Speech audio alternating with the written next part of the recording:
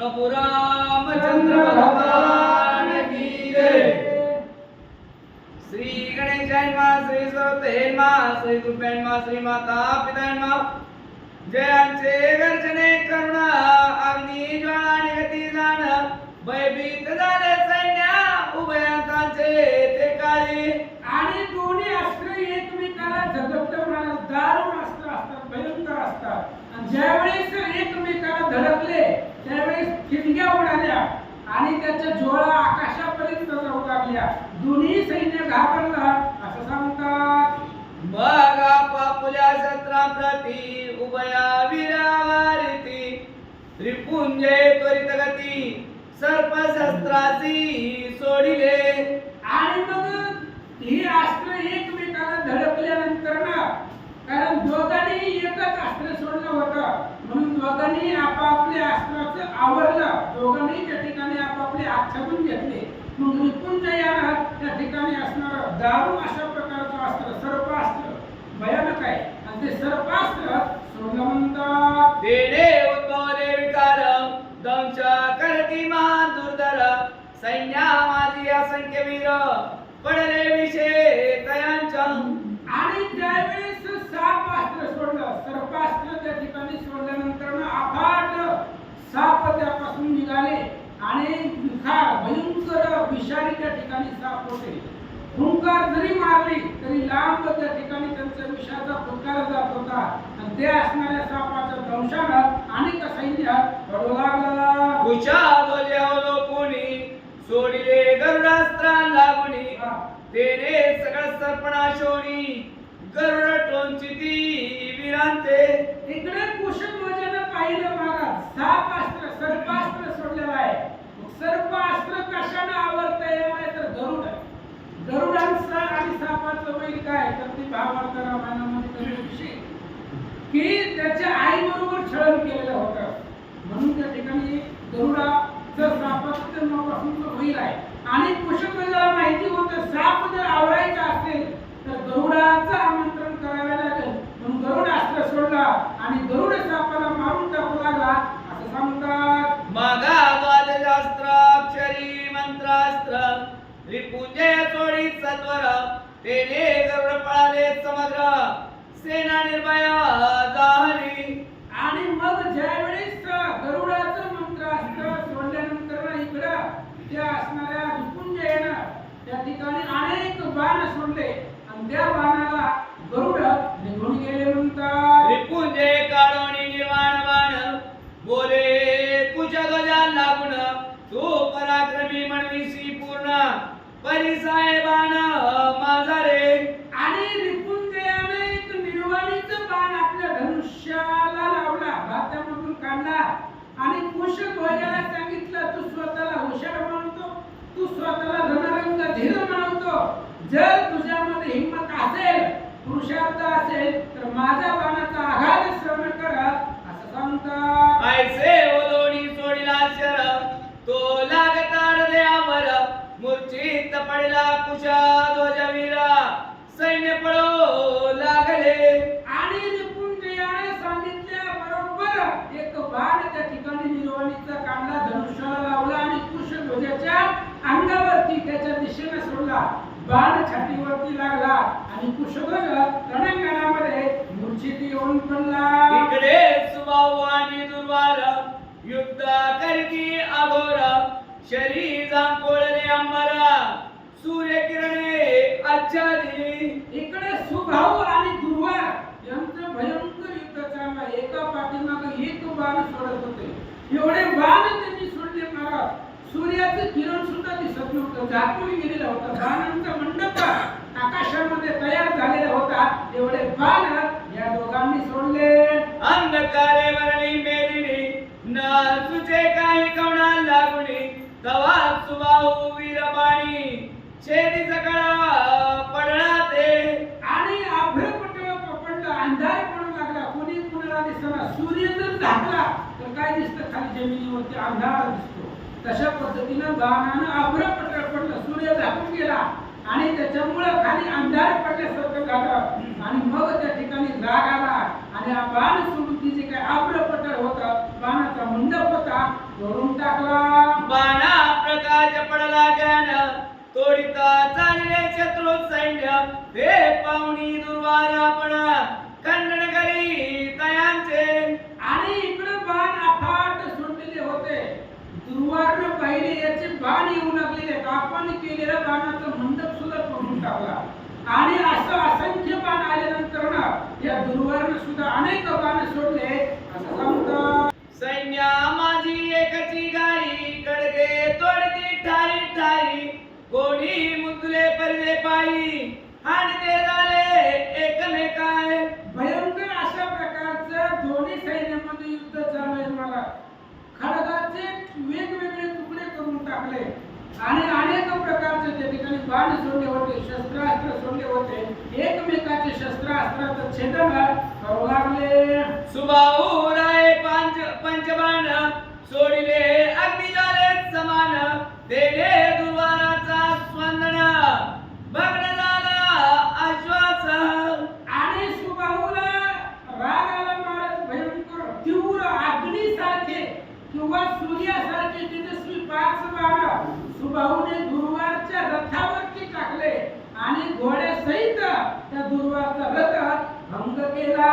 मगा तो तुझ्या रथी बैसला शता बाण तोडिता झाला तेने सुबाहूचा चंदन उडाला आकाशपंथी चत्वरी. दुर्वारला भयंकर राग आला. महाराज माझा घोड्यासहित रथ मारला. रथ आणि घोडं मारणं ही अपमान आहे महाराज.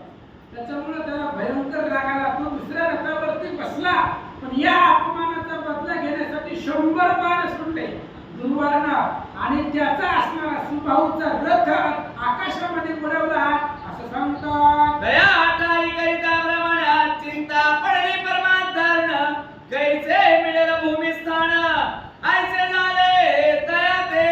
आणि दुर्वारनं एवढे बाण सोडले ते असणाऱ्या सुबाहूचा रथ आकाशामध्ये उडाला. वाऱ्यामध्ये पाला पाचोळा फिरावा तशा पद्धतीने आकाशामध्ये परिभ्रमण करू लागला. रथ फिरू लागला आणि कधी जमिनीवरती येतोय अशी असणारी अपेक्षा करू लागला. मगा श्रीराम स्मरण करिता तेने रथ उतरला त्वरित मग म्हणे दुर्वारा प्रत धन्यवीर तू असशी. आणि सुबाहूला आठवलं महाराज जिथं कोणीच कामाला येत नाही तिथं देवाचं नाव आहे. नित्य श्रीराम नाम स्मरण तेथे यश कीर्ती कल्याण. और रामाच्या नावापाशीच विजय आहे की त्याच्या लक्षामध्ये आलं. मग त्याने विचार केला आता रामच वाचू शकतो म्हणून भगवंताचं भजन श्रीरामाचं नाव आठवलं आणि आठवल्याबरोबर त्याचा रथ जमिनीवरती आला आणि दुर्वाराची स्तुती करू लागला. आता तुझे नाम मनसी सांगे उपदलासी कवण्या वंशी ऐसे ऐकुनी सुबाहूची म्हणे वीर पराक्रमी. आणि त्यावेळेस विचारले की बाबा तू एवढा पराक्रमी आहे मग तू कुठल्या कुळातला आहे, कुठल्या वंशातला आहे, कुठं त्या ठिकाणी तुझं जन्म ठिकाण आहे असं विचारू लागले. तू युद्ध करणे सोडून उससी माझे नामकरण काय म्हणावे तुझं लागणं वीरपणा सोडीसी. आणि त्यावेळेस दुर्वारने विचारलं बाबा युद्ध करायला आपण एकत्र आलोय आणि युद्धामध्ये त्या ठिकाणी विचारायला नाव कुठं आहे, आईवडिलाचं नाव कुठं आहे, तालुक्याचं काय घेणं ते नाही तुला. युद्ध करायला आलाय ना मग युद्ध कर, बाकीच्या चौकशा कशाला करायला असं बोलू लागले. परी असची व्रत म्हणून तुझं करीतो निवेदन दुर्वा माझे नामाभिधान सुरतराया मम पिताय. आणि त्यावेळेस दुर्वार त्या ठिकाणी सांगू लागला तू वृद्ध आहे, माझ्यापेक्षा वयानं मोठा आहे आणि आदर आहे म्हणून सांग. तू विचारलंय रणांगणाच्या ठिकाणी तुला आदर आहे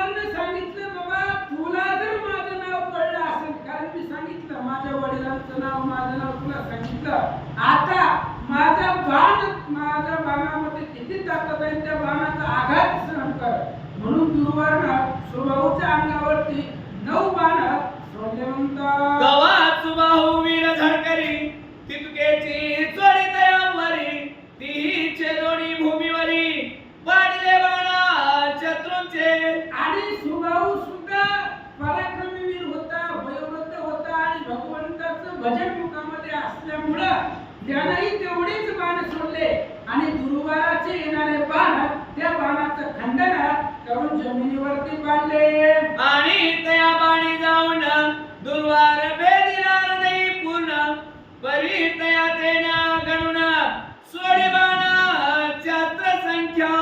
आणि त्यावेळेस त्या ठिकाणी त्या असणाऱ्या सुबाहूचे 9 बाणामध्ये त्याच्या बाणाचं खंडन केलं.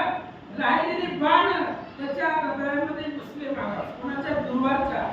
दुर्वाराने त्या बाणाचा विचार केला नाही आणि 6 बाण, शास्त्र संख्यामध्ये 6 शास्त्र आहे, आणि 6 बाण सुबाहूच्या अंगावरती सोडले. ती सुबाहूची विंदिले अंगीचे कवच फोडिले धनुष्य हातीचे भंगिले हृदय भेदिले बाणेसी. आणि दुर्वारने 6 बाण सोडले. त्या 6 बाणाच्या आघातानं त्या असणाऱ्या सुबाहूचं जे काही अंगाचं कवच आहे ते कवच छेदन केला आणि रथात भंग पावला. वेडे मोर्चा एवढी सुबाहू वीर रती पडला पैसत्वर सैन्या माझी हाकार वर्तला जाण ते करी. आणि त्या बाणाच्या आघाताने तो सुबाहू रथावरती पडला.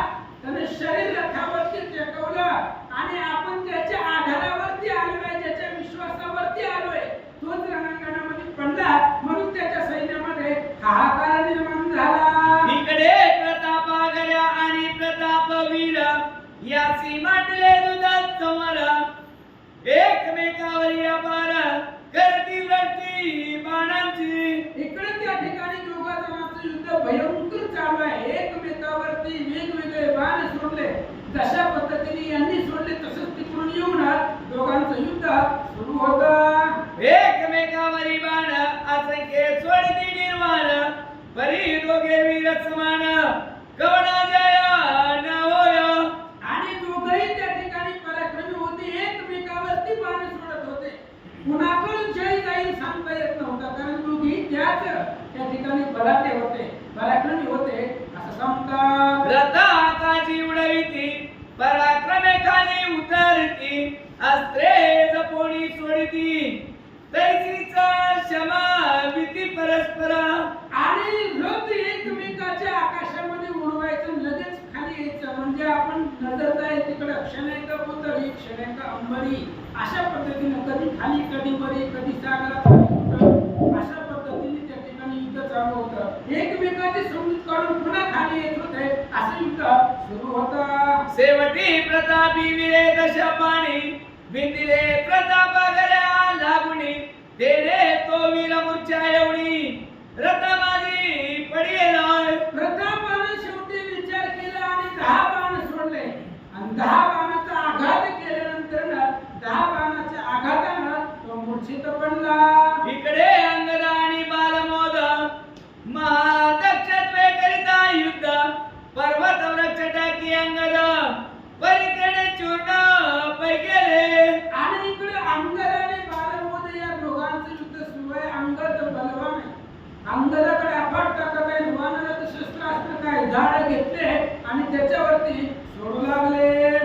अंगावरी असंख्य बाण बालमोद सोडी न लागता क्षण हे हस्ते मोडून चूर्ण करी अंगद महाबळी. आणि इकडे असणारा तो बालमोद धनुष्याला बाण लावून अफाट बाण सोडू लागला. पण अंगदानं हाताने बाण मोडत होता. महाराज बलवान होता अंगद, त्याच्यामुळे त्याचे येणारे बाण हाताने तोडून टाकत होता असं सांगतात. मग अंगदे धरुणी पुच्ची रथा फिरविला काशी बळे आपटीता भूमीची चूर्ण होया अश्वास. आणि मग अंगदानं आपल्या शेपटीने त्याचा रथ आकळला महाराज. आणि रथ उचलला आणि आकाशामध्ये फिरवला आणि जमिनीवरती आदळला. घोड्यासहित त्या बालमोदाचा रथ चूर्ण झाला. बालमोद होऊनी विरक्त अंगदावरी जाया धावत क्रोधे अधरात चालत मलयुद्धाची सिद्ध झालंय. बालमोदाला भयंकर रागाला विरक्त झाला. त्याचा रथ भोगा झाला. घोड्यासहित मारला गेला. त्याच्यामुळे तो विरक्त झाला. त्याच्यापाशी रथ नव्हतं. म्हणून युद्ध कसं करायचं तर मल्लयुद्ध, त्याला कुस्ती नावाचा प्रकार आहे. अंगात किती सामर्थ्य येईल पाहू, परंतु बालमोद आणि अंगदात मल्लयुद्धासाठी मिसळले म्हणतात. हे पाहुणी अंगरवीरे दाढीले तयाची लत्ता प्रहारे बालमोदे महानी पुरे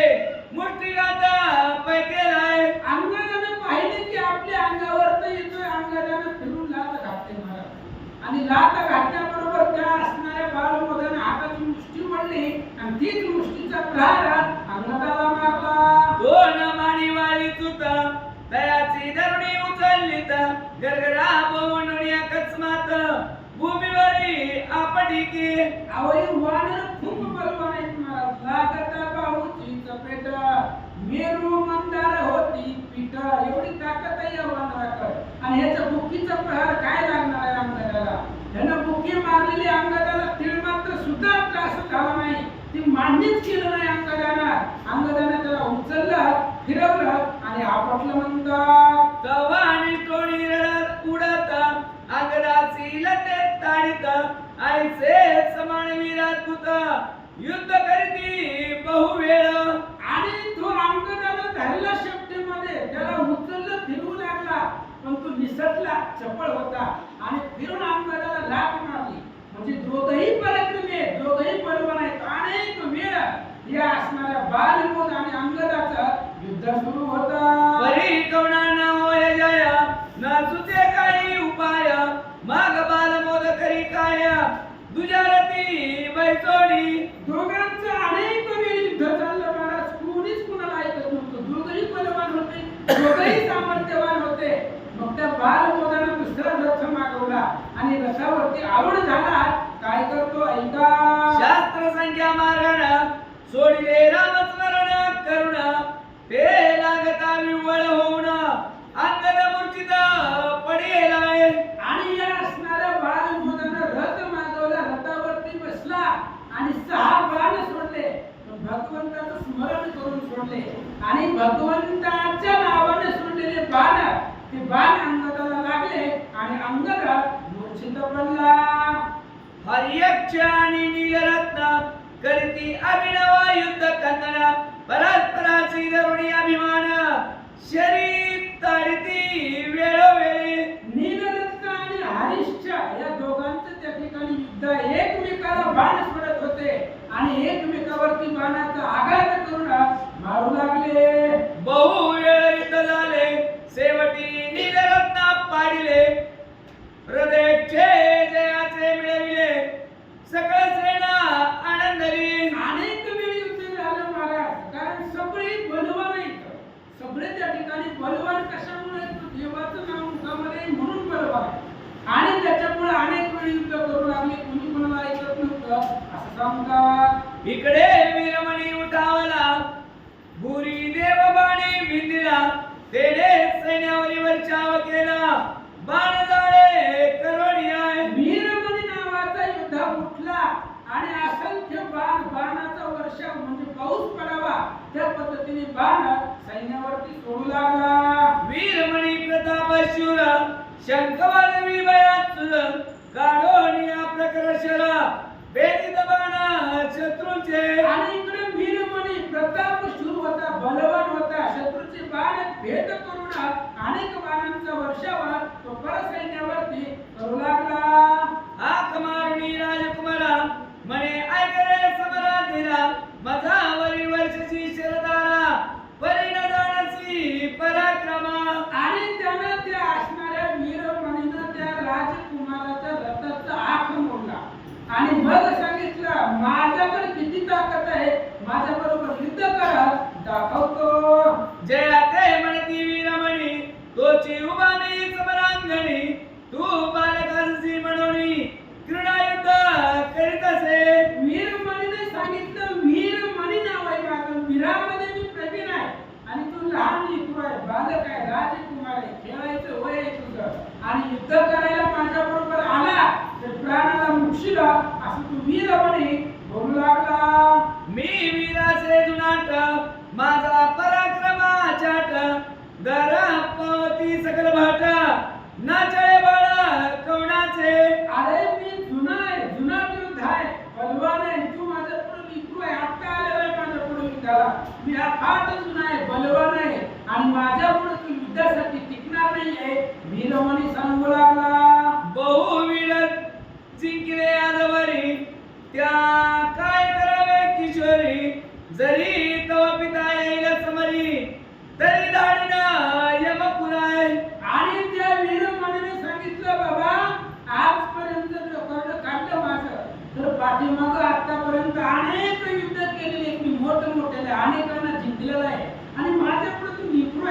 बापाशी युद्ध करणार आहे. जर तुम्हाला युद्धच करायचं असेल तर तुझ्या बापाला पाठव आणि त्याला मारून मी यमपुरीला पाठवतो असं सांगतात. मजसी दया उपजली बहुत म्हणून तू ते सांगतो हित कृतांता पुढे कोण वाचत सांगे मजसी बालक आहे. आणि वीरपणी सांगू लागला बाबा तू लेकरू आहे म्हणून मला दया यायला लागली तुझ्याबद्दल. कारण कृतांत म्हणजे काळ आहे. काळापुढे कोण वाचणार आहे, कोण जगणार आहे? मी काळ आहे, तुझ्यासाठी मी काळ आहे आणि काळापुढे कोणीच वाचू शकत नाही. तसं तू माझ्यापाशी जगणार नाही हे वीरमणी बोलू लागला. बुरी देव म्हणे दयाची तू वीर वृद्ध बहु दिसची बहु भटांची झुंजलाची परी मी नभी तुझ लागी. ते भुरीदेव राजकुमार भुरीदेव सांगू लागला वीरमणीला बाबा बरोबर आहे तुझं. तू आजपर्यंत अनेक वीरांना जिंकलंय, अनेकांना तू आजपर्यंत हरवलं असेल, पण कदाचित माझ्यासारखा तुला कुठं भेटलाच नसेल. माझ्यासारखा योद्धा अजून तुझ्या दृष्टीला पडलाच नाहीये भुरीदेव सांगू लागला.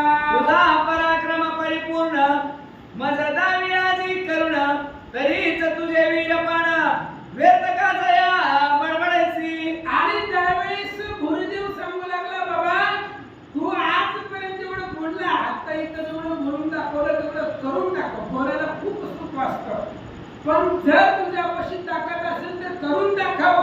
आणि आजपर्यंत जेवढा काय तू पराक्रम केलेला आहे तू सगळं इतर रणांगणामध्ये माझ्या पुढे दाखव. केसरीचा बालकदान परी गजगंड किती पडून तैसा मी सुरत नंदन दाविण पराक्रम तुझा आता. त्यानं दृष्टांत देऊन बोलायला सुरुवात केली महाराज. अहो वाघाचं आहे त्या ठिकाणी सिंहाचं बछडं लहानच असते पण मोठे मोठे हत्तीला सुद्धा मारू शकते. दीपकली का धाकुटी महातेजा ते प्रकटी. अहो दिवा लहानच आहे पण त्या दिव्यापासून प्रलय सुद्धा होऊ शकतो, महाअग्नी वाढू शकतो. तसं तू लहान समजायलाय मला पण माझ्या बरोबर युद्ध कर मग माझी ताकद तुझ्या लक्षामध्ये येईल असं सांगतात. जरी मजसी आले मरण तरी होय सार्थका पूर्ण क्षत्रियाची युद्ध कंदन हाच धर्म मुख्य असे. आणि धर्म काय आमचा? आम्हा क्षत्रियाशी रण हे आमचा स्वधर्म आहे. क्षत्रियाने युद्धच करावं, मग त्याच्यामध्ये मरण आलं तरी कल्याण असतं महाराज. त्याला वीर मरण म्हणताय. आणि मला तू जरी मारलं तरी माझा मला आनंदच आहे की वीर मरण आहे आणि युद्ध करणं हाच आमचा धर्म आहे. भुरीदेव सांगू लागला तुझी अभय वीरमणी मी न जाई परतोनी तुझशी जिंकिन समरांगणी पायाता वीर श्रेष्ठ. आणि त्याला सांगितलं भुरीदेवानं हे बघ म्हणले तू स्वतःला लय वीर समजतो तर हे बघ म्हणले तुझ्या या साध्या सुध्या वचनाने मी माघारी जाणार नाही, तुला हरवूनच जाणार, तुला रणांगणामध्ये मारूनच जाईल असं या ठिकाणी बोलतात. वरदे हरी विठ्ठल श्री ज्ञानदेव तुकाराम पंढरपूर प्रभु रामचंद्र भगवान की जय. पवन सुत हनुमान की जय. नमः पार्वती पते शिव हर हर महादेव.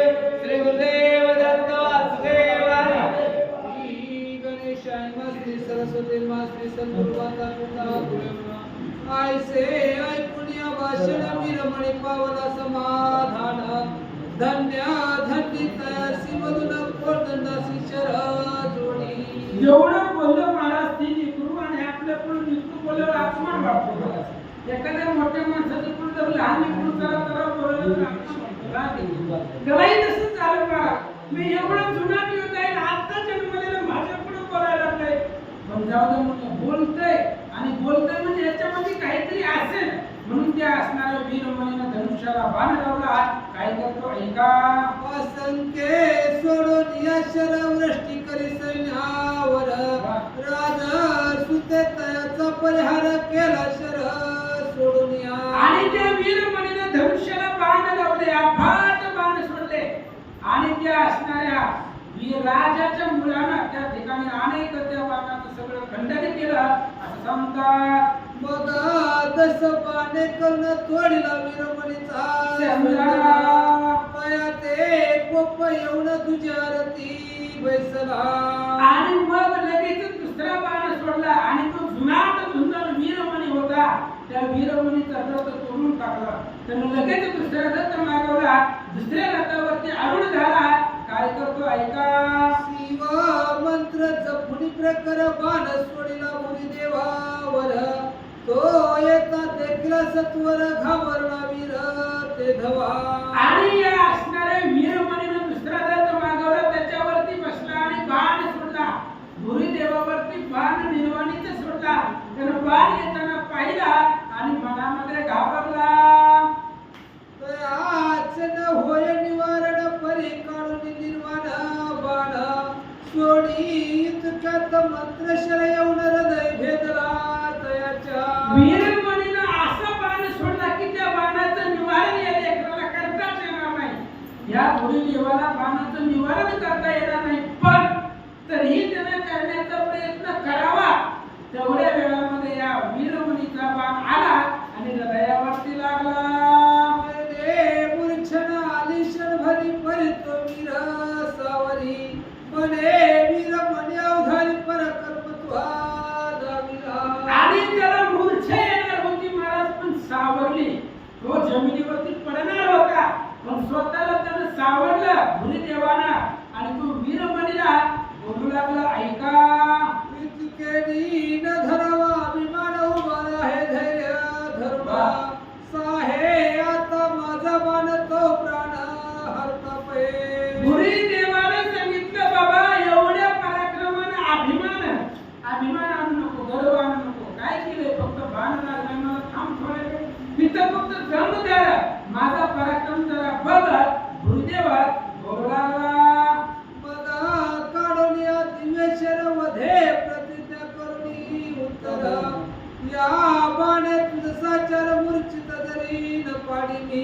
भुरीदेवाला राग आला. त्याने सांगितलं हे बघ निर्वाणीचा बाण काढला धनुष्याला लावला आणि प्रतिज्ञापूर्वक बोलू लागला या बाणाने तुझा प्राण निश्चितच घेणार आणि जर नाही केलं झालं तर ऐक. तरी केली या मातृगमन जे पाप होय दारुण ते माझे मस्तकी पूर्ण बैसल जाण संवत्सरे. भुरीदेवानं प्रतिज्ञापूर्वक बोलायला सुरुवात केली. जर माझ्या बाणाने तुझा प्राण गेला नाही तर मातृगमनाचं जेवढं पाप आहे ते सगळं पाप माझ्या डोक्यावरती बसव आणि 1 संवत्सर अनेक वर्षापर्यंत ते पाप माझ्या मस्तकावरती राहिलं अशी प्रतिज्ञा भुरीदेव करू लागला. आईसे वधुनी प्रत्युत्तर सोडिता झाला प्रकर शरा. तो हृदय भेदून पार पातळा माझी प्रवेशला. प्रतिज्ञा केली भुरीदेवानं आणि निर्वाणी अशा प्रकारचा शर त्या असणारा बाण सोडला. बाण त्याच्या हृदयामध्ये घुसून पाताळापर्यंत बाण गेला असं सांगतात. अशुद्ध भडभड वाहत विरमणी पडला मूर्छिता. भुरी देव वश करीत जेवा त्याचा ते दवा. आणि त्याच्या हृदयामधून रक्त वाहू लागलं महाराज. छातीमध्ये घुसून पाताळात गेला तो बाण. एवढा तीव्र निर्वाणीचा बाण होता. जमिनीवरती मूर्छेत येऊन वीरमणी पडला. भुरीदेवानं पाहिलं आणि जय जयकार करू लागला. उग्र अशुतापत्व गजनयित करती निर्वाण तोडती एकमेकाचे सैन्य बाण जाळे करुनिया. उग्राश्व आणि अशुभात दोघही त्या ठिकाणी एकमेकांबरोबर युद्ध करू लागले. एकमेकाची त्या ठिकाणी चंडना करू लागले. दोघे वीर समसमान सर्व युती परम निपुण एकमेकात लक्षण मारती बाण असंख्य. आणि दोघही त्या ठिकाणी पराक्रमी होते. दोघे एकमेकाला ऐकत नव्हते. एकमेकाने सोडलेले बाण ते बाण तोडून दुसरे बाण एकमेकावरती सोडत होते. रती उडविती आकाशी पुनर्प्यानती भूमीसे न हटती कोणी कोणाशी बहुवेळ इथं झाले. अनेक युद्ध झालं महाराज. कोणी कोणाला ऐकत नव्हतं. रथ आकाशामध्ये उडवायचा आणि परत जमिनीवरती आणायचा. अशा पद्धतीने अनेक वेळ त्या दोघांचं युद्ध सुरू होतं. शेवटी आणून तापे काय केले तीक्ष्ण बाणाते सोडले. ते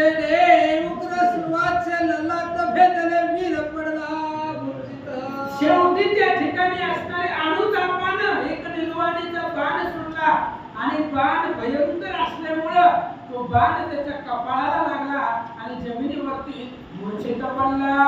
सैन्याचा झाला सहार बहुत पडले महावीरा. ते पाहुणी पुष्कळ वीर चंपका समोर पातला. आणि त्या ज्यावेळेस आपला मेन प्रमुख युद्धात पडतो त्यावेळेस बाकीच्या सगळ्या सैन्याचा संहार होऊ लागला, कारण रपाट राखणारच कोणी नसतो. त्याच्यामुळे त्या ठिकाणी त्याच्या सैन्याचा संहार झाला. काय होतं ऐका. हाक मारुनी तयासी म्हणे राजपुत्र परेसी. सांगे आपल्या नामासी वीर म्हणविसी म्हणून या. आणि त्यानं त्या ठिकाणी मारल्यानंतर लगेच हाक मारली, बाबा एवढा पराक्रम करून कुठं निघाला, जर थांब आमच्या बरोबर युद्ध कर. नाव खून तुझं काय, आई वडील सगळं या ठिकाणी सांग. मज संग इतयसी परी विचारी मानसी. व्यर्थ कार्य तुमरसी मम बाणे करुणी. त्यानं सांगितलं, बाबा तुला अहंकार झालेला आहे, तू एवढा पराक्रम केल्यामुळं तुला त्या ठिकाणी अभिमान झालाय, पण माझ्या बाणाची ताकद तुला माहिती नाहीये.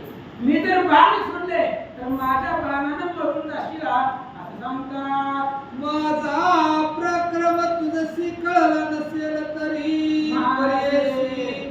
भरत सुत नाम मदसी पुष्कर म्हणती सगळं लोक. आणि तो असणारा पुष्कर, पुष्कर भरताचा मुलगा आहे. आणि पुष्कराने सांगितलं, राजश्रेष्ठ भरत आणि त्याचा मुलगा आहे मी. माझा पराक्रम तुला माहिती नसेल तर सांगतो ऐक. आजवरी सकळ विराची कोणी आलो येतवर. तुझा घेतो समाचार नाम झलकरी सांग्याचा. आणि पुष्कर सांगू लागला, भरताचा मुलगा होता, तो रणरंग धीर होता. आणि त्याने सांगितलं, तुझं नाव आणि कोण सांग, कोण आहे, कुठला आहे, कुठून आलाय. माझ्या एवढ्या सैन्याला मारले, आता माझी ताकद बघा. पुष्कर बोलू लागला, ऐसे ऐकता तयाचे भाषण गोपाला चंपका. लागला. पडे नामसी काय कारण सोडी बाण झडकरी. आणि अशा पद्धतीनं पुष्कराचं बोलणं ऐकलं चंपकानं आणि त्यालाही भयंकर राग आला. बाबा म्हणलं, युद्ध करायला आलाय काही तर गप्पा गोष्टी करायला. युद्ध करायला आलाय तर युद्ध करतो, बाकीच्या चौकशा कशाला पाहिजे. तर पुष्कराला तो चंपक बोलू लागला, येते इज्जतची करावे शत्रू मित्र न ओळखावे. ऐसे समर करावे बरवे व्रत व्रत बोलती. आणि त्या असणाऱ्या चंपकाने सांगितलं, बाबा युद्ध करावं लागतं. इथं इथं शत्रू मित्र जवळचा लांबचा कोणी नसते रणांगणामध्ये. कोणी त्या ठिकाणी फक्त युद्ध करणे श्रेष्ठ आहे. कोणी सांगितलंय, वृद्ध वृद्ध सांगती. ही जी म्हातारी माणसं आहेत त्यांना सांगितलं जातं, आपल्याला काय माहिती. कोण सांगतंय आपल्याला, वयोवृद्ध लोक, त्यांना अनुभव असतो आणि त्यांनी सांगितलेलं आहे युद्धामध्ये आल्यावर युद्धच करावं लागतं असं सांगतात. असो तव इच्छा असे जरी तरी सांगतो अवधारी. मज माता पिता वेद विहारी रामाची पयासे. आणि त्याने सांगितलं, जर तुझी इच्छा आहे, आता माझी तर इच्छा नाही सांगायची, पण तू विचारले म्हणून त्या तुला माझ्या आई वडिलांचं नाव सांगतो. आहे इष्टानी कुलगोत्र राघव माझा परम मित्र. जो कायपक सर्वत्र विश्वसूत्र जय हाती. आणि ज्याच्या हातामध्ये विश्वाचं सूत्र आहे अशा पद्धतीचा तो माझा वडील आहे असं तो चंपक बोलू लागला. मज म्हणती रामदास खवासे सकसे सकळास. राम सेवे विना जीवास सुख न पडे माझी. आणि त्याने सांगितलं, रामदास नाव आहे माझं. रामदासानं मला ओळखताय तर रामाची सेवा करून हा परम धर्म आहे. आणि त्या रामचंद्राची सेवा केल्याशिवाय माझ्या जीवाला सुख मिळत नाही, मला आनंद मिळत नाहीये असं सांगतात. हे सत्य वर्तमान तुझसी केले निवेदना. आता लौकिक रीती कर्ण तुझ लागी निवेदितो. त्याने सांगितलं, महाराज माझं नाव रामदास आहे, या अंतःकरणातली खूण आहे. माझं आई वडिलांनी ठेवलेलं नाव वेगळं असेल, पण माझं जे मूळ आहे ते रामदास आहे, कारण मी स्वतःला रामाचा दास म्हणून घेतो. ही अंतर्खून झाली. आता बाह्य आवरण सांगतो आहे. मी सुरत रायाचा कुमार माता वीरमती सुंदर मजा म्हणती चंपक वीर सत्य जाण तुझ कथिले. आणि त्याने सांगितलं अंतःकरणापासून मी रामाचा निस्सीम भक्त आहे, सेवक आहे, दास आहे. पण बाहेर जर सांगायचं म्हटलं तर माझं नाव चंपक आहे, माझ्या वडिलांचं नाव सुरत आहे, सुरत राजाचा मी मुलगा आहे. बाह्य वर्तमान निवेदन करू लागला. माझा लागी समरांगणी जिंकावा समर्थ नसे कोणी. आता दावितो तुझला गुणी प्रक्रम पै माझा. चंपकाने सांगितलं माझ्या बरोबर युद्ध करून जिंकला असं बलवान आजपर्यंत कुणी झालेलं नाही. कुणीच माझ्या बरोबर युद्ध करून जिंकू शकलं नाही. तुला जर बघायचं असेल तर दाखवतो सांगू लागला. ऐकोन याचे वचन आनंदले पुष्कळाचे म्हणे पाहूयाचे शरसंधान म्हणून बाण सोडित असे. त्या चंपकाचं बोलणं ऐकलं आणि पुष्कराला समाधान वाटलं, मला आनंद वाटला. कारण योद्धाला योद्धा भेटला तर आनंद वाटला, त्याला समाधान वाटलं. म्हणले बघू याच्याकडे किती ताकद आहे. म्हणून पुष्करानं बाण काढला, धनुष्याला लावला. ते पाहुणी राजसुता वेशला परमित आपुल्या नामे करुणी अंकित ऐसे बाण सोडी पै. आणि पुष्करानं बाण सोडलेलं त्यानं पाहिलं. त्यानंही धनुष्याला बाण लावला. ती नामांकित बाण आहे, बलवान सामर्थ्यवान निजवणीचे बाण आहेत. तो चंपक पुष्करावरती सोडू लागला.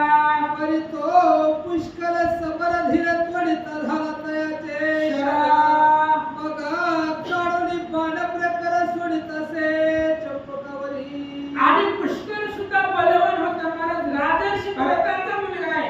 त्यानेही त्या ठिकाणी अनेक बाण सोडले, पुष्कराचे बाण तोडून टाकले. त्यावेळेस पुष्कराला राग आला, दुसरे बाण सोडले.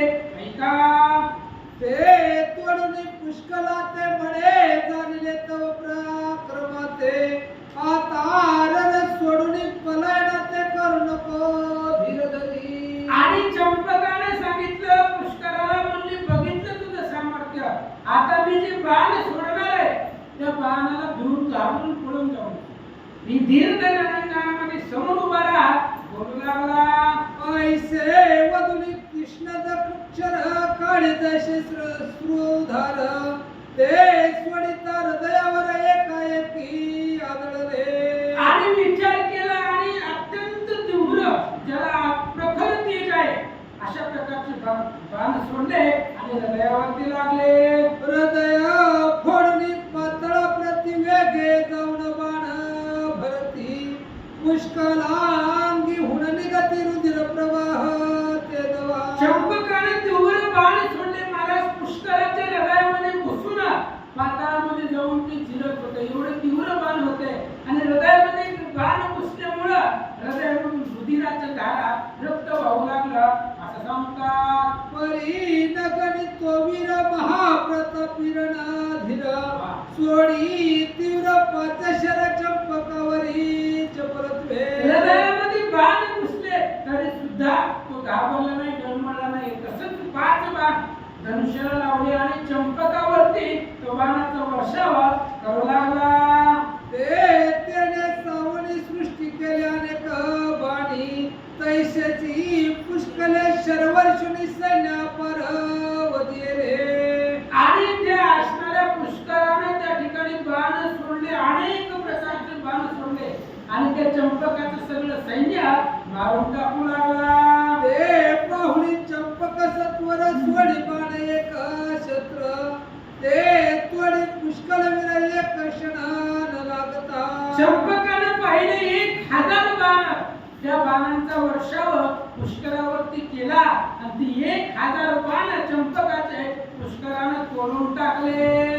मग म्हणे चंपक सुजान पुष्कळ वीरा धन्य धन्य येता मिळालासी मद समान मानवला प्रक्रम तुझ मद. चंपकाने सांगितलं पुष्करा, तुला मी लहान समजत होतो, लेकरू समजत होतो, पण तू तर माझ्या बरोबरीचा आहे, माझा सामना करणार आहे, धन्य असणार तू. तुझा पुरुषार्थ आहे, पराक्रम आहे. बोलू लागला. परी आता साहे अस्त्र ऐसे बोलूनी ब्रह्मास्त्र सोडिले तत्काळ तयावर प्रकाशमान सूर्यापरी. आणि चंपकाने सांगितलं बाबा आता माझ्या बाणाचा आघात सहन कर म्हणून निर्वाणीचे अस्त्र ब्रह्मास्त्र ते चंपकानं काढलं धनुष्याला लावलं पुष्करावरती सोडू लागला.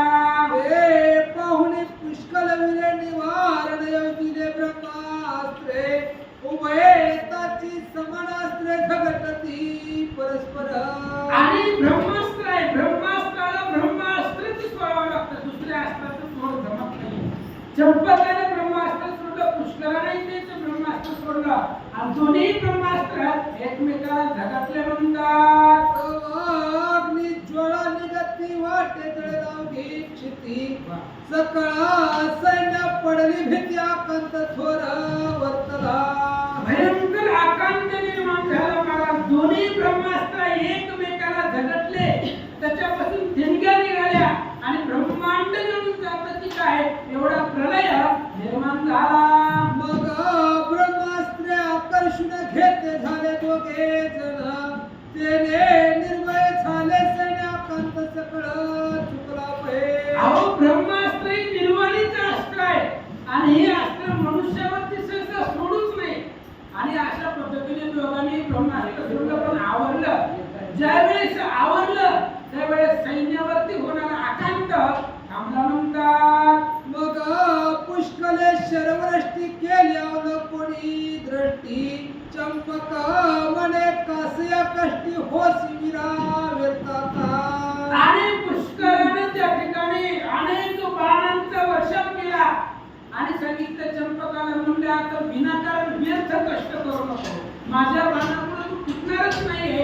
पुष्कर घोडा करा तुझा दावित चमत्कार ऐसे वदोनी उत्तर सोडिता झाला राम मंत्रास्त्र पुष्कळावरी ते दवा.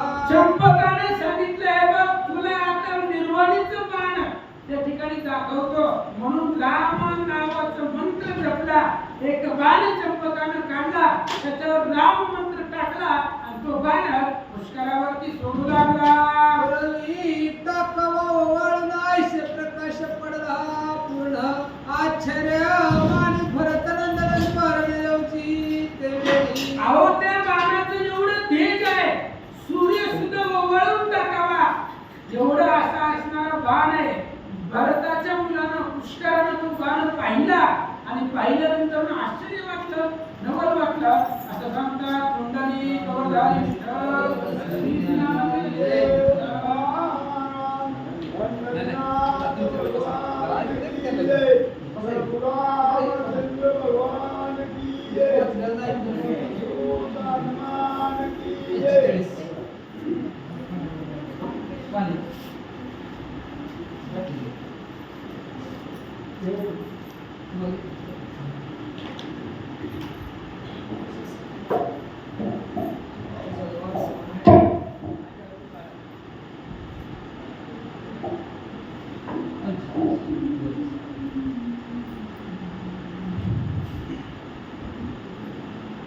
श्री गणेशाय नमः. श्री सरस्वती नमः. प्रभु श्री रामचंद्राय नमः.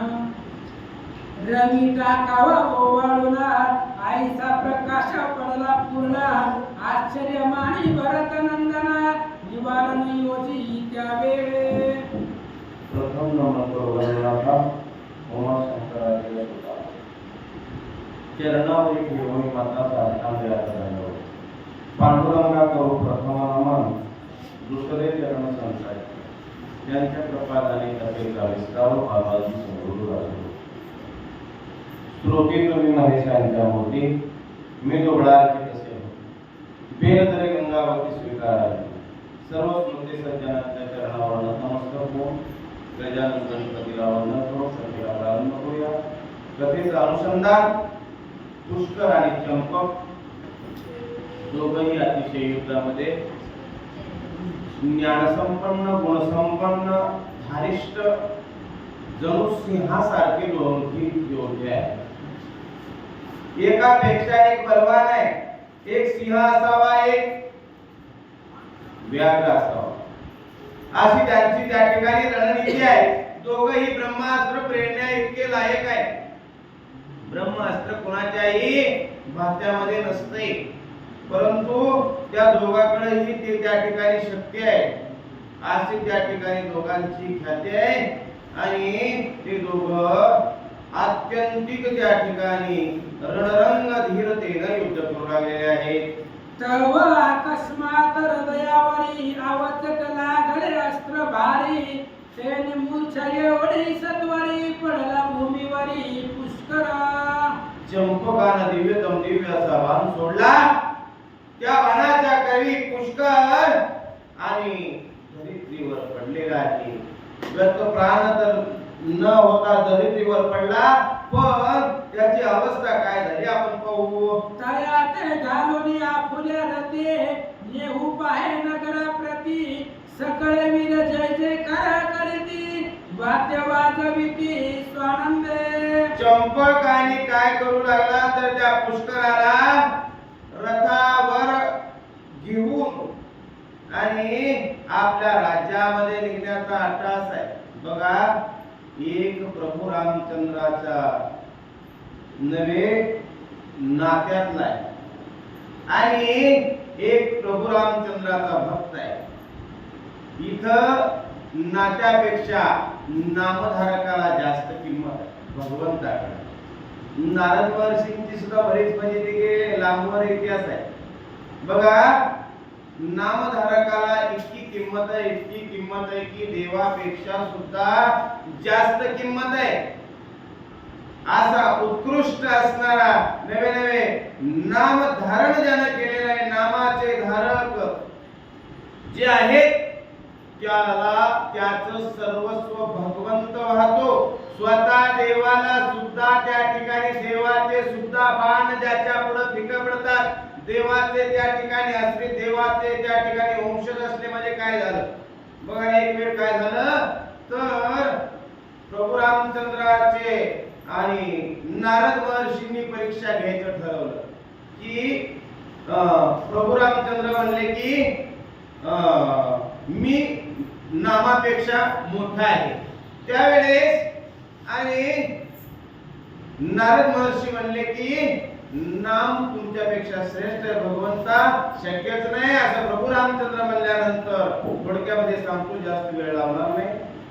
आणि असं बोलल्याबरोबर नारद महर्षी म्हणले सिद्ध करून दाखवणार आहे मी, असं सांगणार नाही. मग एके दिवशी हनुमंतरायाची भेट झाली. हनुमंतरायाकडून त्या ठिकाणी वचन घेतलं गेलं की मी सांगल ती गोष्ट तुम्हाला ऐकावी लागेल. नारद महर्षींनी सांगितलं, संतांचं वचन आहे, दुसरे ऐकणारे संतच आहेत, आणि वचन दिलं. काय आहे ते विचारलं पण सांगितलं नाही. तर काय वचन दिलं, आणि वचन असं दिलं की उद्या सकाळी सभा भरल्यानंतर वशिष्ठ कुलगुरू आल्यानंतर तू हनुमंता उठायचंच नाही. हे कुठं शक्य आहे का? असं कुठं असतं का? सर्व त्या ठिकाणी सूर्यवंशाचे कुलगुरू असणारे आणि ते आल्यानंतर उठायचं नाही म्हणजे त्यांचा अपमान होतोय, हे माझ्या त्याला शक्य नाही. असं वचन दिलंय तू हनुमंता. वचन म्हणजे त्या ठिकाणी प्राण देऊन सांभाळणारी या सूर्यकुलभूषण त्यांचं भूषण आहे. ठीक आहे, वचन दिलंय. हे मोठं संकट हनुमंतावर पडलं, परंतु एका संताला दिलेलं वचन आहे. मग सभा भरली, प्रभू रामचंद्र आले. प्रभू रामचंद्र आल्याबरोबर सर्वांनी जय जयकार केला. सर्व प्रजा उठून उभा राहिली. नंतर कोण आले तर वशिष्ठ कुलगुरू आले. वशिष्ठ कुलगुरू आले, सर्वजण उठलेले आहेत. वशिष्ठ कुलगुरूंना सर्वांनी नमस्कार केला, पण हनुमंतजी उठलेच नाही. हनुमंतजी उठले नाहीत, नाराज झाले. वशिष्ठ कुलगुरू निघून गेले, आणि निघून गेल्यानंतर प्रभू रामचंद्राने त्याचं कारण विचारावं. आणि कुणी तुमचा अपमान केला, ज्याने अपमान केला त्याला मी जिवंत ठेवणार नाही, असं बोलल्याबरोबर वशिष्ठ कुलगुरूंना बरं वाटलं आणि सांगितलं हनुमंतानं माझा अपमान केला. असं बोलल्याबरोबर प्रभू रामचंद्र नवे कोमात जायची अवस्था. का तर हनुमंत माझा प्राण सखाय, आणि त्याला आता इकडं प्रतिज्ञा काय घेतली तर त्याला मी जिवंत ठेवणार नाही. तिथून हनुमंत पळाले, जंगलामध्ये गेले आणि तिथं भजन चालू केलं. श्रीराम जय राम जय जय राम, श्रीराम जय राम जय जय राम, अशा प्रकारचं भजन सुरू केलं. आणि प्रभू रामचंद्र जे हनुमंताला बोलत झाले आणि पाहिलं तर हनुमंतजी भजनामध्ये तल्लीन आहेत. आणि त्यावेळेस प्रभू रामचंद्राने दिव्य असा बाण सोडला. आणि तो बाण काय व्हायचा तर प्रभू रामचंद्राचा बाण आल्यानंतर त्या बाणापासून 2 बाण तयार होऊन प्रभू रामचंद्राकडे यायचे.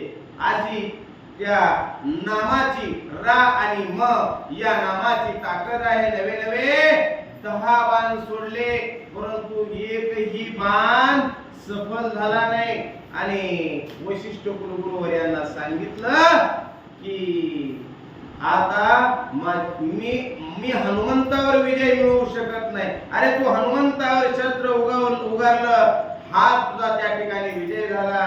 नवे पण ज्या हनुमंतानं नाम धारण केलं होतं त्या नामामुळं आणि प्रभू रामचंद्राचे बाण सुद्धा काय करू शकले नाही. सूर्यवंशातील हा पुष्कर आहे, पण हा चंपक जो आहे ना अंतःकरणापासून भगवंताची भक्ती करणार आहे. सुरत म्हणजे त्याचा पिता चांगल्या कार्यामध्ये रत आहे. सततम कीर्तयंतो मा अखंड खंडेना जीवन रामकृष्ण नारायण, त्याच्या मुखामधून त्या प्रभू रामचंद्राचं चिंतन अखंड चालू आहे. जशी गंगा अखंड वाहते, तिला खंड पडत नाही, म्हणून त्या नामाच्या आणि आविष्कारामुळं हा चंपक त्याच्यावर विजय मिळवू शकला. ते वर्तमान ऐकोनी श्रवणी शत्रून घाबरला म्हणे हनुमंताला कोणी संकटापासून सोडविया. हनुमंताची वार्ता शत्रुघ्नाच्या कानावर पडली. पुष्कर हा रणाच्या ठिकाणी धारातीर्थी पडणं शक्य नाही. हनुमंता ठिकाणी ही वार्ता कळली. शत्रुघ्नांना त्या ठिकाणी वार्ता कळल्याबरोबर लक्षात आलं, अरे असा हा पुष्करणाच्या ठिकाणी कदापिही आणि हातबल होणार नाही. आणि असा हातबल झाला ते ऐकल्यानंतर अतिशय शोक होऊ लागले. म्हणतात आम्हासी नसे कोणी भरत सुतासी नेती बांधोळी लांछन आम्हाला कोणी लाज राखे पयाता. भरताचा मुलगा पुष्कर नावाचा आणि त्याला बांधून आपल्या लेखत नेत आहेत. मग आपल्याला त्याच्याशिवाय कोण आहे?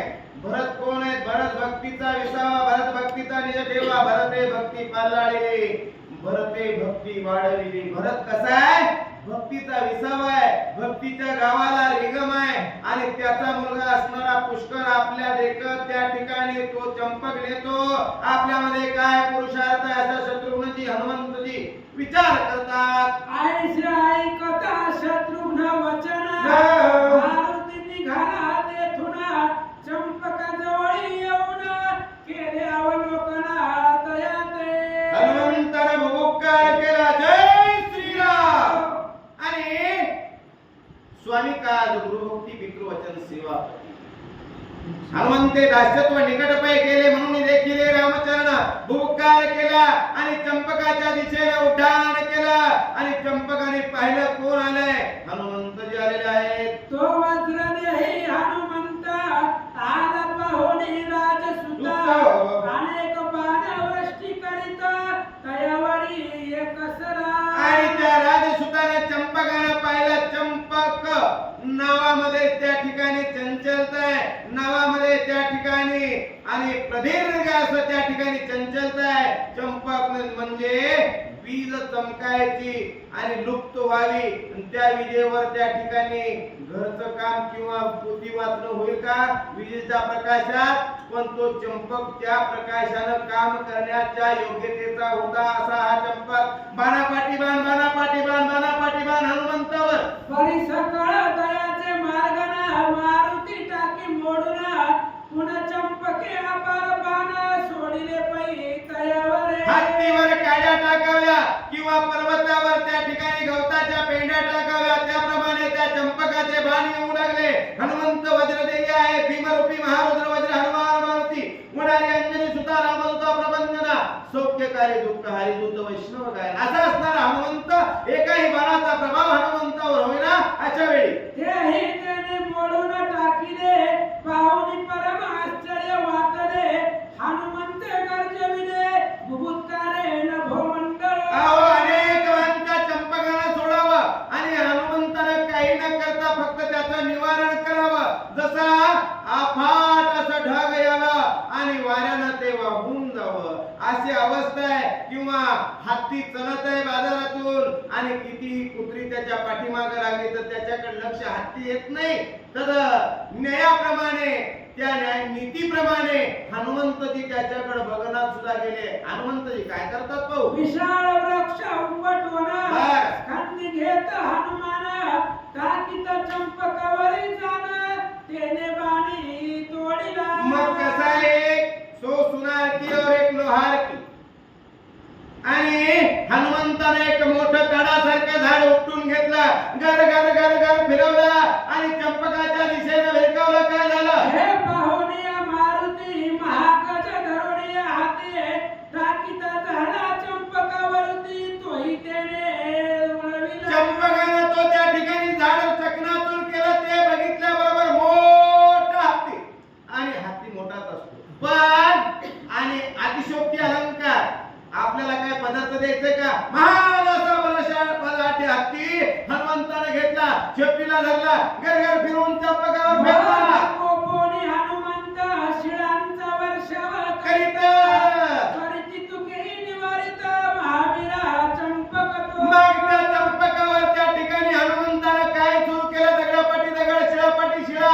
पाषाण दगड अनेक प्रकारची झाडं झुडप फेकू लागला चंपक काय करतो सुरावर अवलोकिती आश्चर्य बहुमानिती धन्य धन्य वीरा चंपक बनती पाहती चमत्कार युद्धाचा हनुमंताच्या पुढारणाच्या ठिकाणी टिकणं हे सोपं नाही रावणासारख्याची दाढी जाणारा हा हनुमंत आहे आणि हा चंपक काय करतो बाणापाठी बाण सोडतो शिळा पाषाण लता वेली सगळं त्या ठिकाणी चक्काचूर करतो हे सामर्थ्य कशाचं आहे तर भगवंताच्या नामाचं आहे चंपक हा इकडेही नाम आहे याच्याकडेही नाम आहे नामधारकाचा त्या ठिकाणी ठसा सुरू झाला शिळा चूर्ण करिता जाण मारुती झाला कोपाय माना बळकाली जैसा तपन तैसा जाण कोपला ज्यावेळेस हनुमंताला पाषाण सोडले दगड शिळा सोडलेले आहेत आणि त्या चकनाचूर केल्या हे हनुमंतानं पाहिलं आणि आपल्यावर त्या ठिकाणी चाल करून चंपक येतो आपली शस्त्रास्त्र त्या ठिकाणी जुगारून टाकतो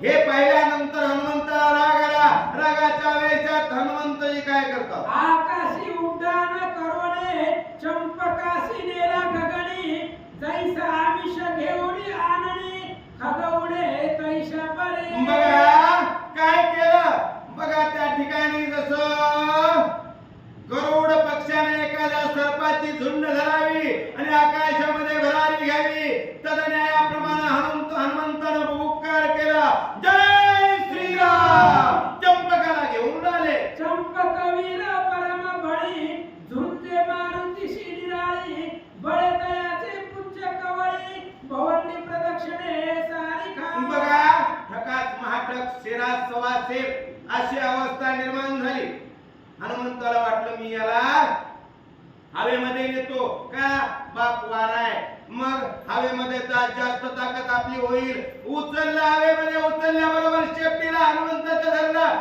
गर गर गर गर चंपक फिरवू लागला मारुती मारी मुष्टी घात तैसाची चंपक मारित गुडगे कोपरे ताडित परस्परासी बहुवेळ जशा तसा मार मिळू लागला हनुमंताने मुष्टीचा प्रहार बुक्की मारली तशीच त्या ठिकाणी फिरवून चंपकाने बुक्की मारावी लात मारावी आणि कोपरखळी मारावी असा युद्ध मल्लयुद्ध आकाशामध्ये सुरू झालं वीर दिसतो आणि वारा म्हणून कोपला वायू कुमार आई धरुनिया सत्वर शतवेरा भोवरा भांडण करायला काय त्या ठिकाणी पुढचाही त्या ठिकाणी उदबत्ती छाप असेल आणि इकडून त्या ठिकाणी हिंद केसरी असेल तर त्या युद्धामध्ये तर काय मजा आहे का युद्धात त्या ठिकाणी ठकास महाठक पैलवानाला त्या ठिकाणी डावापाठी डाव मारणारा जर पैलवान मिळाला तर त्याला कुस्ती खेळण्यामध्ये अतिशय त्या ठिकाणी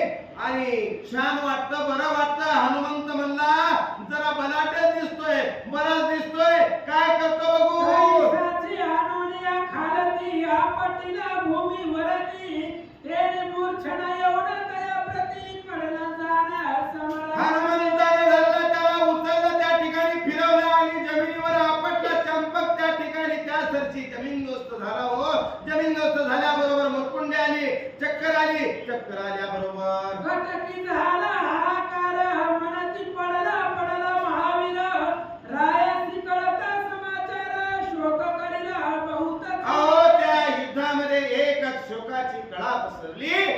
सुरत राजाला जर ही बातमी कळाली, सुरत राजाला जर ही वार्ता कळाली तर हा म्हणता सुरत राजा शोकाच्या सागरामध्ये पडेल.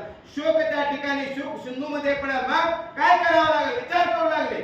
इकडे मारुती आपण भूतकारे करी गर्जना पुष्कराच्या समीप येऊन सोडी बंधन तया. मग हनुमंताला त्या ठिकाणी डोलत डोलत पुढे जावं, पुष्कराच्या जवळ जावं. इकडे चंपक मूर्छेत पडलेला आहे. हनुमंत गेला आणि आपल्या पुनीतकरानं हाताने काय केलं तर पुष्कराला सोडलं. ओठ स्कंदिके ओढी पुष्करासी नेता झाला शत्रुघ्नापासी सकल मनती हनुमंतासी तारक आमासी तुझी एक. मग सर्वांचा विश्वास होता हनुमंतावर आणि विश्वासात पात्र असणारे हनुमंत आहे. विश्वासी तो करी स्वामीमध्ये सत्ता सकळ भोगिता होय त्याची. 400 योजन उड्डाण त्या हनुमंतानं मारुतीनं मारलं. नवे नवे केली सीता शुद्धी मूळ रामायण आधी असा प्रतापी गहन चे भूषण सकळ भक्तांचे भूषण भूषण असणारे हनुमंत जे आहेत, खांद्यावर टाकला पुष्कर आणि एक उपकार केला आणि कुठं आले, शत्रुघ्नाच्या कटकामध्ये आले. आईसे कथानक वर्तले शेषवत्सयना कथिले तेची राम कृपे वर्णिले संत पुढे रसा. असं कथानक त्या ठिकाणी घडलेलं आहे. अशी युद्धाचं कौशल्य घडलेलं आहे. घेऊन चाललेला पुष्कराला चंपक आणि तिथून हनुमंतानं सोडवलं एखाद्याला यमाने ह्याला उठा चला लवकर टाइम संपलेला आहे. इथला नाही आयुष्याचे घडी घडी काळ वाटियाची पाठी अजून किती दाराताला यमराज घेऊन चालला. तेवढ्यामध्ये त्या ठिकाणी विष्णुदूताने सांगितलं याला न्यायचं नाही. अशी अवस्था निर्माण झाली. हा विष्णूचा दूत असणारा प्रभू रामचंद्राचा दूत असणारा हनुमंत त्याने सोडवला कुणाला, पुष्कराला. आता पुढील अध्यायी वर्तमान कळत सुरथा लागुना तो करील युद्ध निर्माण ते कथन होईल पै. हे जे घडलेलं कथानक आहे, हे जी घडलेली वार्ता आहे, ती वार्ता पुढल्या अध्यायामध्ये आता मी सांगणार नाही. असे ग्रंथकवी सांगतात उद्याच्या अध्यायामध्ये ती सुंदर गोड कथा आहे. सर्वांनी त्या ठिकाणी आपल्या श्रवण इंद्रियाद्वारे अंतकरणाच्या पटलावर ते अक्षर आणि उमटवावे आणि त्याचा ठसा असा उमटवावा की संपुष्ट हे हृदय पेटीन करोडी कोटी साठवू. असं अंतकरणाच्या ठिकाणी ती कथा साठवू, पण ती आज तुम्हाला श्रवणाला मिळणार नाही. संत श्रोते भाविक जना श्रवण करत अनुदिना रामाश्वमेध कथा घन वदत से दत्तदास. दत्तदास राम अश्वमेघ यज्ञाची कथा त्या ठिकाणी वदत आहे.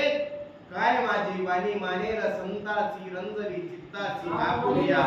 माझी वाणी तुमचे वर्णी गुण नाम ऐसे देई प्रेम काही कळा. श्रोते कसे आहात तुम्ही, महेशांच्या मूर्ती आहात. तुम्ही जर नसलं तर का दगडाला सांगाव का? नाही नाही, तर तुमच्या मधला भगवंत पाहिल्यानंतर त्यातलं चैतन्य निर्माण होतं आणि कथेचा आविष्कार हृदयाच्या ठिकाणी उचंबळून येतो आणि हा दत्तदास कवित्व करतो असं ग्रंथ कवी सांगतात. इति श्री पद्म पुराणे पाताल खंडे शेष वत्सायन संवादे रामाश्वमेध चंपक पराभव नाम एक